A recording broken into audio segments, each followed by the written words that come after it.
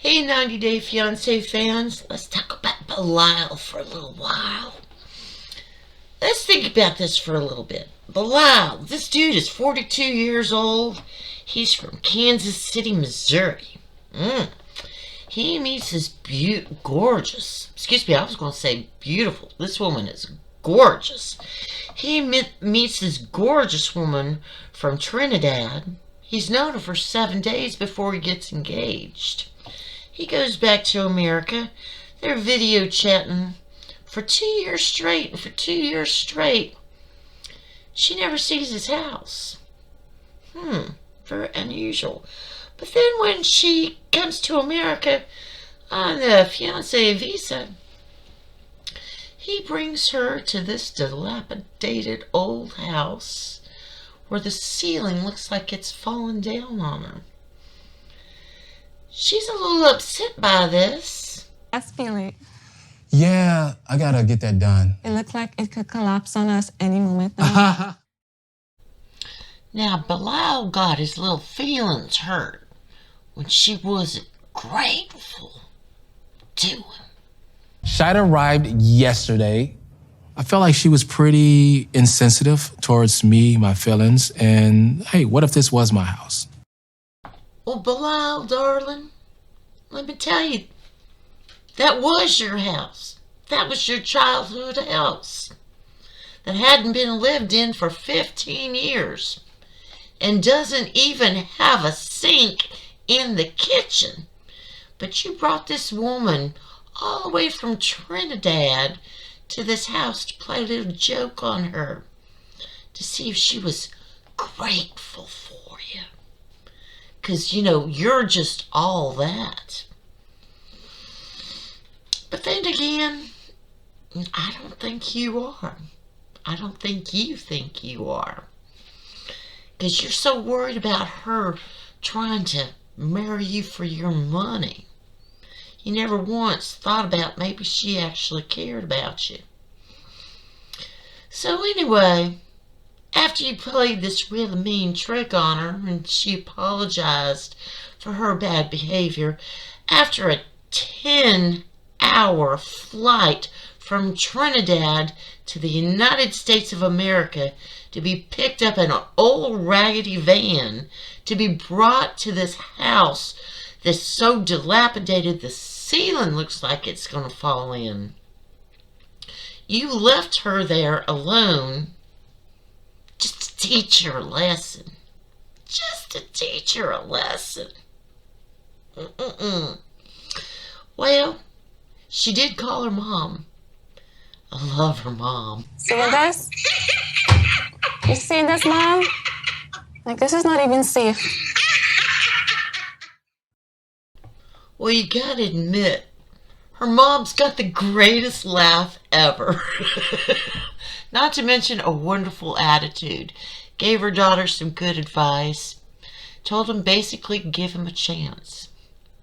So she apologized for the way she behaved. And how did Bilal decide to treat her? Well, finally, he brings her to the real house. The real house. And then introduces her to his family, where he decides to throw her under the bus in front of his mom. Why this dude would do something like that? Either he didn't want his mother to like her, or he just wanted to make her feel really uncomfortable. But I love, after he throws her under the bus, the side eye she gives him. It's really great. When Bilal took you to where we grew up, Yeah. what was the perception? You were coming home? Yeah, she wasn't too happy with that. She was like, you brought me from Trinidad to this? So after he goes out of his way to try to destroy any kind of relationship she may or may not have with her future mother-in-law, because he threw her under the bus, the very next day he tells her that they're going to the services where she's going to meet his mom again, all of his friends, and his ex-wife. Now, on the car ride, she explains to him that she's more than a bit nervous, a bit scared. How does he handle this situation? Well, first he basically discounts her feelings, and then decides to make a joke. Tells her she has a booger hanging out of her nose. Because, he's a 42-year-old man behaving like a 13-year-old boy. So she doesn't really appreciate his humor very much and gives him a little tap on the head. His reaction to this is as if she had hit him in the head with a hammer. Because obviously he's fragile. He's very fragile. So he begins to tell her he doesn't like this very much. Not to do it. It's very disrespectful. Here in America, we do not behave like that. Well, here in America, everybody I know, especially if you're doing some dumbass shit, you're going to get a little pop on the head. She didn't hit him. She bopped him. This ain't the Johnny Depp Amber Heard trial. This was just playful banter. On her part, anyway. But she's not aware that he's upset yet. She thinks she's still playing. So, because she thinks she's still playing, she reaches over and she starts messing with his mouth while he's driving the car. Now, I gotta say something about that, because I personally do not like to be messed with when I'm driving my car. I like to keep my eyes on the road. My passengers need to stay in their seats, even if they're making jokes, but don't mess with me while I'm driving. But she doesn't understand that. She thinks she's playing. So she reaches over and she grabs him a little bit, touches his mouth, still playing with him. This was his reaction to that. Stop. You gonna try to get a wreck? So what I'm gonna tell you is, first We of all, are touchy-feely type of people. We like to touch. You know that. Don't do that. We hit. That's disrespectful where I come from. Give So keep your hands to yourself and watch your tongue. Because I can literally pull over right now and you'll be taking an Uber for the rest of the ride home. His exact words: keep your hands to yourself and watch your tone. Because I can pull this car over. And guess what he did? He pulled that damn car over. Pulled the car over on the side of the road. And told her he was going to leave her there. She can just take an Uber. This woman came from a foreign country all the way to the United States of America to meet her future husband, her fiancé, because she'd only actually been with him for 7 days before they got engaged. Talking to him via video for 2 years. Now she's in the United States of America. No money. He's financially responsible for her, and he knows it too. He knows it too. Decides playing all these tricks on her to test her loyalty, to test her integrity. Throws her under the bus in front of his mom. Now on the next day, they're going to a church service where she's going to meet his mom again, all of his friends, and the ex-wife.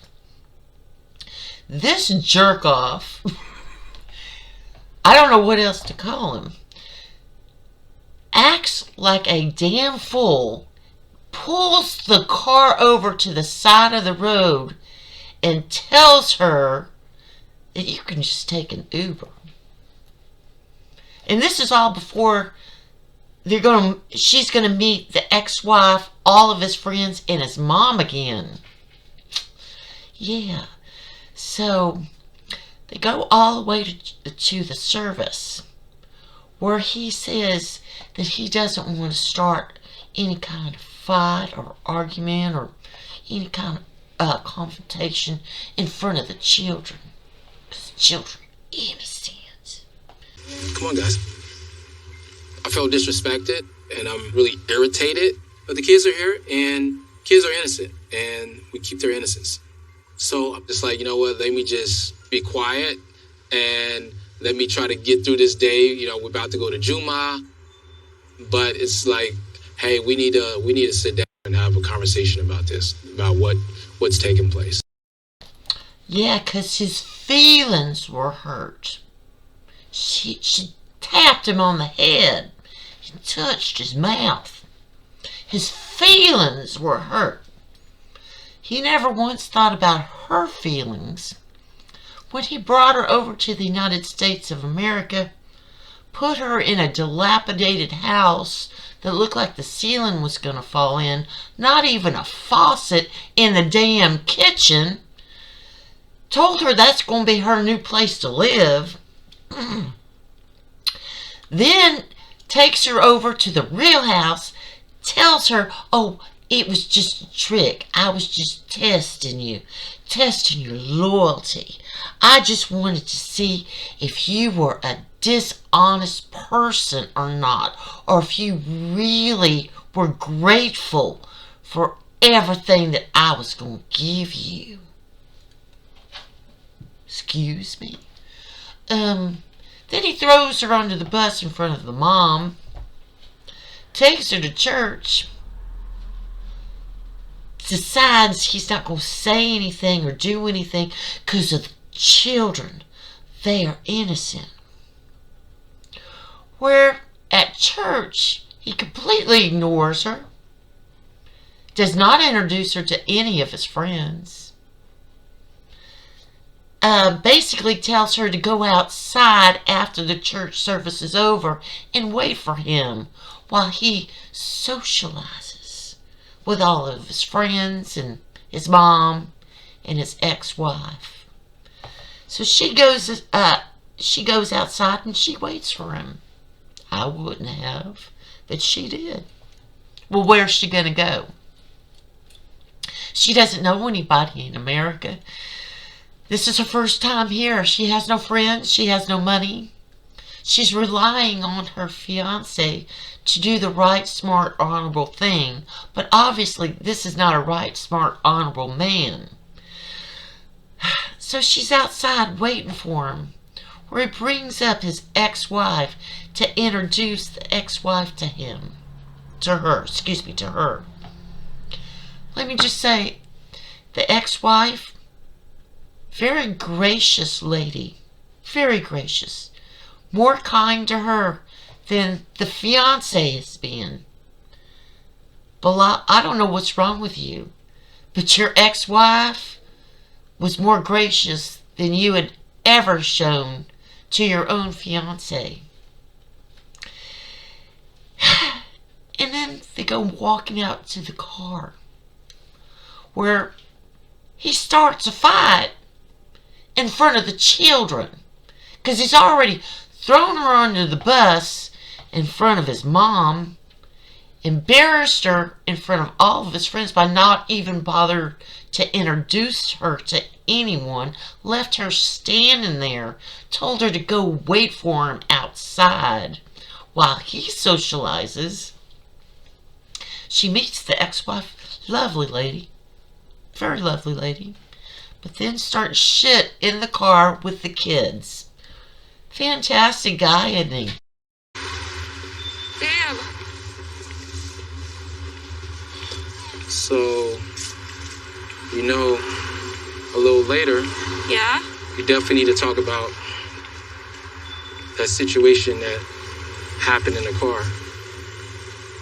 I am thinking it's the next lecture that he's going to give me. Since I've been here, he has been lecturing me right through. I don't think I have been able to give much of my opinion. I feel as if I've stepped inside of Bilal's world. In terms of having a voice, I don't think I've had much of a voice. Pretty upset at you right now. I just think you blew it out of proportion, but we'll have that conversation. Definitely didn't blow it out of proportion.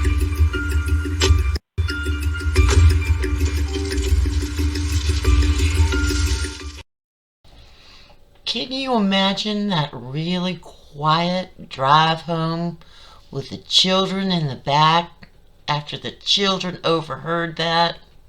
You think that children, being so innocent, would not feel that tension going on? Yeah, making good impression on those innocent children, Bilal, because you cared so much about them.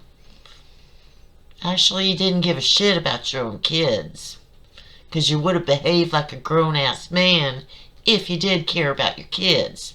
Of course, you would have acted like a grown-ass man if you cared about your fiancé. But you're not interested in that. You're interested in finding somebody who you can control, because that's kind of your thing. That's why you've already gone through 2 marriages. If she marries you, this will be your 3rd marriage. But it was always everybody else's fault, never yours. No, you don't have any issues. Dude, we're all watching this. We all know you have issues. You got some serious issues. You need to grow up, son. You need to grow up. You're 42 years old. You're acting like a child. Your feelings were hurt. You never once even considered your fiancé's feelings, your mother's feelings, your kids' feelings, not even your ex-wife's feelings. Because it's all about you. It's all about you. You think you got the money and the power. What we're looking at is you don't have really much of anything. Nothing really going on. No honor. No integrity. You're a dishonest person. You're malicious. And you're disingenuous. And we all can see that.